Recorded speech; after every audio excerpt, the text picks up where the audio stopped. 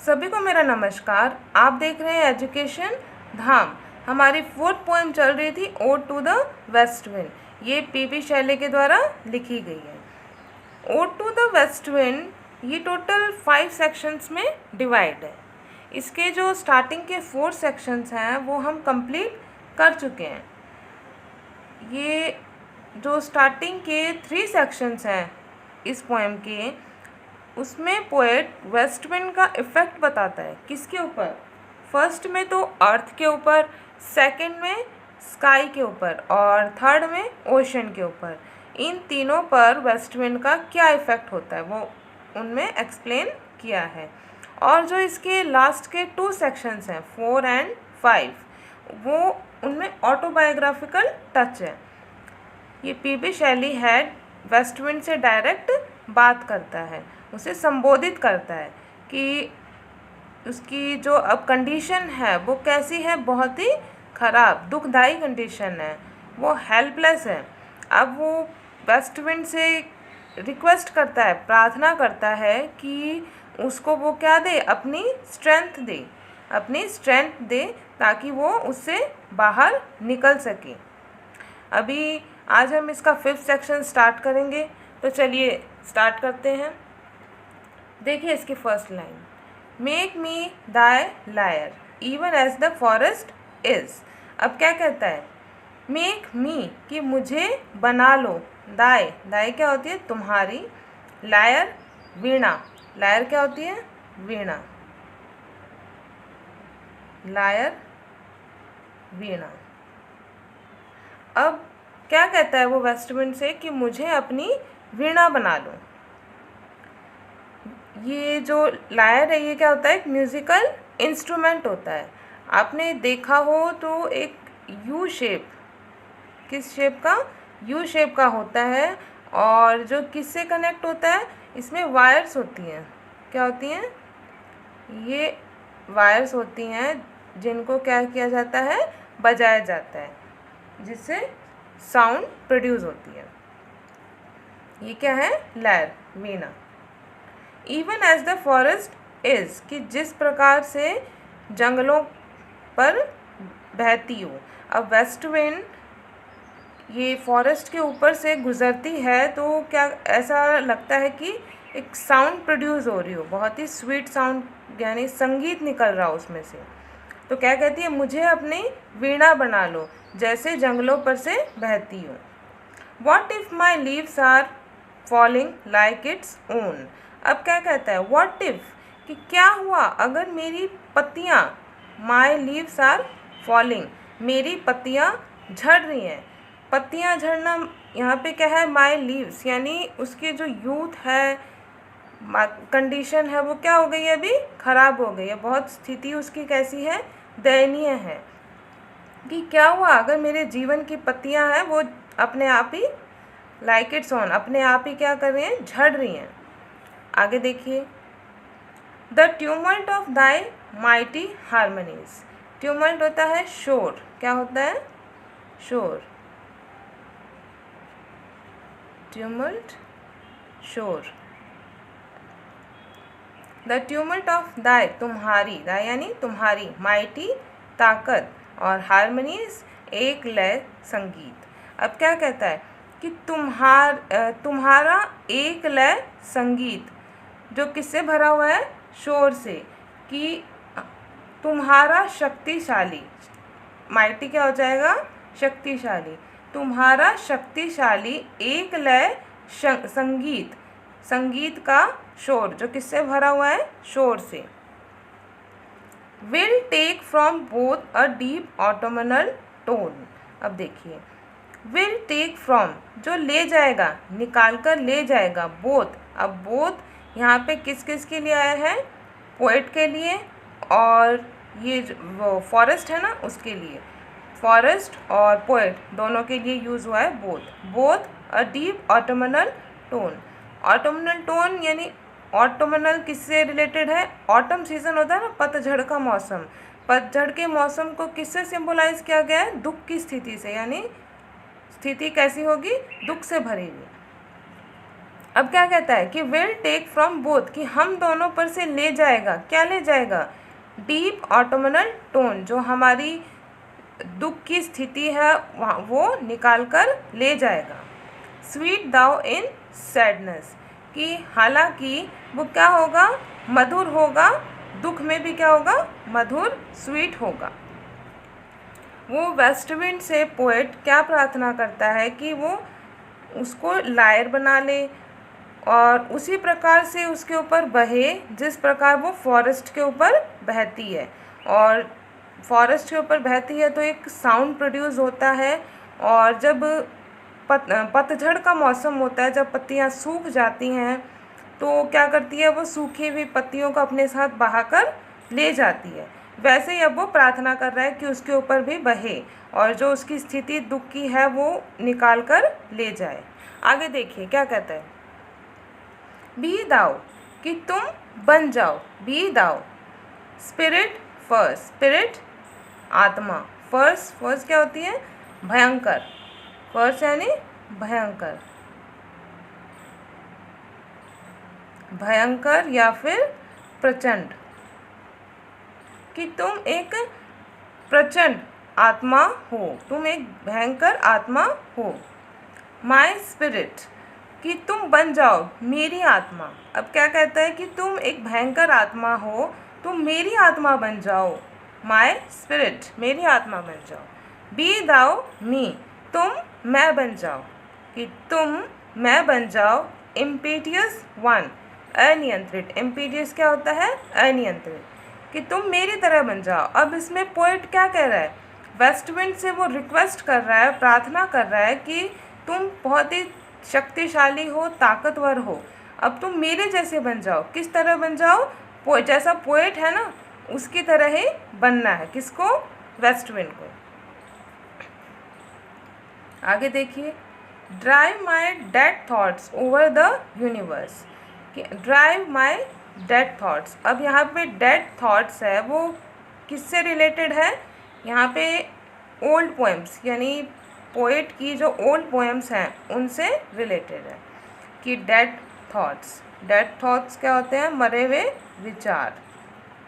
अब यहाँ पे सिंबलाइज किया गया है, किससे रिलेटेड है? Old poems. क्या है यहाँ पे? Old poems. कि drive my dead thoughts over the universe, कि ये जो मेरी मृत विचार हैं उनको क्या करना है?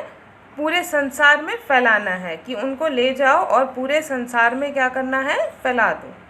Drive my dead thoughts over the universe, जो दबे पड़े हैं। क्या है वो? दबे पड़े हैं। अब उसकी ओल्ड पोएम्स कुछ भी लिखा है वो दबा पड़ा है, जो फैला नहीं है। अब वो वेस्ट विंड से रिक्वेस्ट कर रहा है कि तुम मेरी जैसी बन जाओ और जो ये मेरे डेड थॉट्स, जो दबे पड़े विचार हैं, उनको संसार में फैला दो। Like withered leaves to quicken a new birth, किसकी तरह? लाइक किसकी तरह कह रहा है? विदर्ड लीव, विदर्ड होता है सूखी पत्तियाँ, किसकी तरह फैलाना है? सूखी पत्तियों की तरह। कि जिस प्रकार वेस्ट विंड जब बहती है तो जो सूखी पत्तियाँ होती हैं उनको अपने साथ उड़ाकर ले जाती है, और उनको उड़ाने के साथ वो कहाँ? दूसरी जगह कहीं भी ले जाके दबा देती है, नीचे ज़मीन में दबा देती है। और जब वसंत का मौसम आता है तो उनमें से क्या होते हैं? नए बीज अंकुरित होते हैं। एक क्या होता है? न्यू बर्थ, नया जन्म होता है। अब उसी प्रकार जो पोएट के डेड थॉट्स हैं उनको ले जाना है और यूनिवर्स में क्या करना है? फैला देना है। किसकी तरह? ये सूखी पत्तियों की तरह, ताकि वो क्या हो? न्यू बर्थ, नया जन्म ले सके। And by the incantation of this verse, and by the incantation, incantation उच्चारण, इंचेंटेशन क्या हो जाएगा? उच्चारण, इंचेंटेशन उच्चारण। कि and by the incantation of this verse, कि ये जो पोयम है इसके उच्चारण से। अब देखिए। Scatter as from an unextinguished hearth, scatter फैलाना, अनएक्सटिंग्विश्ड कि वो बुझी हुई, जो पूरी तरह से नहीं बुझी हुई, अध बुझी। हर्थ होता है भट्टी या चूल्हा। हर्थ क्या हो जाएगा? हर्थ। भट्टी कह दो या फिर चूल्हा। चूल्हा। अब उसमें आग जलाई, लकड़ियाँ डाली, तो ऐसा कि वो पूरी तरह से नहीं जली, अनएक्सटिंग्विश्ड, जो बुझी हुई नहीं है। कि उनको कैसे फैलाना है? स्कैटर। कि ये जो वर्स है किस तरह से फैलाना है? जैसे वो अध बुझी ये भट्टी की राख को, एशेस राख, एंड स्पार्क्स और चिंगारियाँ, कि जैसे भट्टी की अध बुझी राख और चिंगारियों को उड़ाकर वो ले जाती है और फैला देती है ना, बिखेर देती है, स्कैटर। उसी प्रकार जो इसके वर्ड्स हैं, इनके उच्चारण को क्या करना है? फैलाना है। My words. अब जो उसके वर्ड्स हैं क्या है? माय वर्ड्स, मेरे शब्दों को। शब्द उसकी पोएम्स हैं, उसके विचार हैं, उनको क्या करना है? अमंग मैनकाइंड, मानव जाति में फैलाना है। किस में फैलाना है? मानव जाति में, पूरी मानवता में फैलाना है। Be through my lips to unawakened earth. कि मेरे होठों के माध्यम से, मेरे होठों के माध्यम से, टू अनअवेकन अर्थ, कि ये जो जगी हुई नहीं है, कौन जगी हुई नहीं है? यानी सोई हुई है अर्थ। अब अर्थ नहीं सोई हुई यहाँ पे किसका मतलब लिया गया है? कि अर्थ पे जो लोग हैं वो सोए हुए हैं। सोए हुए कैसे? कि उनके विचार हैं, कुछ भी हैं, दबे हुए हैं, संकुचित विचार हैं, उनको क्या करना है? जगाना है। अनअवेकन अर्थ, जो अर्थ सोई हुई है उसको क्या करना है? जगाना है। The trumpet of prophecy. Trumpet क्या होता है? बिगुल। ट्रम्पेट, ट्रम्पेट बिगुल ऑफ अ प्रोफेसी। प्रोफेसी भविष्यवाणी। प्रोफेसी भविष्यवाणी। बी थ्रू माई लिप्स, मेरे होठों के माध्यम से, मेरे शब्दों के माध्यम से, टू अनअवेकन अर्थ, की सोई हुई अर्थ को क्या करना है? जगाना है। कैसे? The trumpet of a prophecy, बिगुल बजाना है। किसका? भविष्यवाणी का। किसका बिगुल बजाना है? भविष्यवाणी का। O wild. अब वो वेस्ट विंड को क्या कहता है? O wind. O wind. If winter comes, क्या कहता है विंड को? कि if winter comes can spring be far behind. अब देखिए उसने क्या रिक्वेस्ट की? कि वो उसके शब्द बन जाएं, उसके जो विचार हैं उसको फैलाना है पूरे धरती पे, पूरे संसार में, ताकि ये जो सोए हुए लोग हैं उनको जगाना है। ये जो भविष्यवाणी है इसका बिगुल बजाना है। अब आगे कहता है ओ वाइन, कि ओ हवा, इफ़ विंटर कम्स, कि यदि अभी विंटर है तो can spring be far behind, तो क्या स्प्रिंग यानी वसंत ऋतु दूर नहीं है, ज़्यादा दूर नहीं है। अब जिस प्रकार ऋतुओं का जो चक्र है वो चलता रहता है, कि विंटर का सीज़न है, उसके बाद नेक्स्ट वसंत ऋतु आएगी। अब विंटर को यहाँ पे किससे कनेक्ट किया गया है? दुख। किससे? दुख है जो इंसान भोगता है, दुख है, परेशानियाँ हैं, जो भी तकलीफ़ें आती हैं वो सब किससे रिलेटेड, किस सीज़न से कनेक्ट किया गया है? विंटर से। एंड स्प्रिंग, स्प्रिंग को किससे कनेक्ट किया गया है? जो खुशी है, जो खुशियाँ आती हैं, अच्छी चीज़ें होती हैं इंसान के साथ, उनसे। कि अगर दुख चल रहे हैं इंसान के जीवन में दुख हैं तो वो हमेशा के लिए बने नहीं रहेंगे। एक टाइम आएगा कि सुख में भी वो क्या हो जाएंगे? परिवर्तित हो जाएंगे। कि अगर आज दुख फैला हुआ है चारों तरफ, लोग परेशान हैं, दुखी हैं, तो एक टाइम ऐसा आएगा कि वो सब क्या होंगे? खुश भी होंगे। पोएट है वो एक इस दुनिया में क्या लाना चाहता है? स्वर्ण युग, यानी एक अच्छा युग लाना चाहता है जहाँ सभी क्या हो? आपस में मिलजुल कर रहें और खुश रहें। कि विंटर का मौसम ज़रूर है, पर ये जो स्प्रिंग वसंत ऋतु है वो भी ज़्यादा दूर नहीं है कि एक दिन वो ज़रूर आएगी। तो ये रिक्वेस्ट थी, पोएट किससे करता है? वेस्ट विंड से करता है। वेस्ट विंड से वो रिक्वेस्ट कर रहा है कि वो उसे पावर दे, अपनी क्या दे? पावर, स्ट्रेंथ, ताकि वो क्या कर सके, अपने जो विचार हैं, अच्छे विचार हैं उनको पूरी मानव जाति में फैला सके और एक परिवर्तन का हिस्सा बन सके। तो ये रिक्वेस्ट करता है। तो ये हमारी पोएम थी कंप्लीट, जो हम पढ़ चुके हैं। फर्स्ट 3 सेक्शंस वो क्या करता है?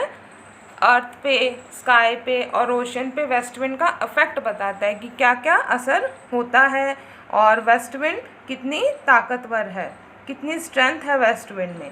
तो अब जो लास्ट के 2 सेक्शंस हैं उनमें पोएट क्या कहता है कि जो ताकत है ये किसको देने के लिए रिक्वेस्ट करता है? खुद को, कि वेस्ट विंड है, अपनी ताकत वो उसको दे जिसका वो इस्तेमाल कर सके इस मानव जाति में अच्छाई फैलाने के लिए और एक स्वर्ण युग ला सके। तो ये हमारी पोएम थी जो कंप्लीट हो चुकी है। अब नेक्स्ट क्लास में मिलते हैं हम। आज के लिए बस इतना ही। आपको ये क्लास कैसी लगी आप कमेंट करके ज़रूर बताइए। चैनल को सब्सक्राइब करना ना भूलें और इस क्लास को आप शेयर कीजिए और अच्छी लगे तो लाइक कीजिए। तो मिलते हैं नेक्स्ट क्लास में, तब तक के लिए गुड डे।